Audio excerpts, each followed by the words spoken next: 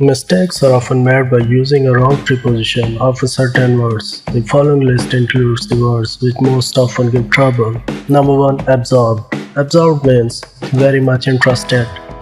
We say absorbed in, not at.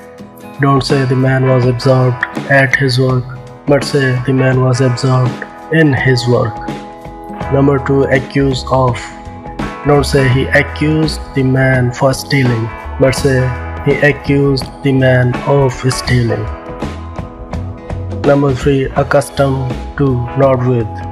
Don't say I am accustomed with hot weather, but say I am accustomed to hot weather. Number 4. Afraid of, not from. Don't say the girl is afraid from the dog, but say the girl is afraid of the dog. Number 5. Aim at, not on or against. Don't say he aimed on or against the bird, but say he aimed at the bird.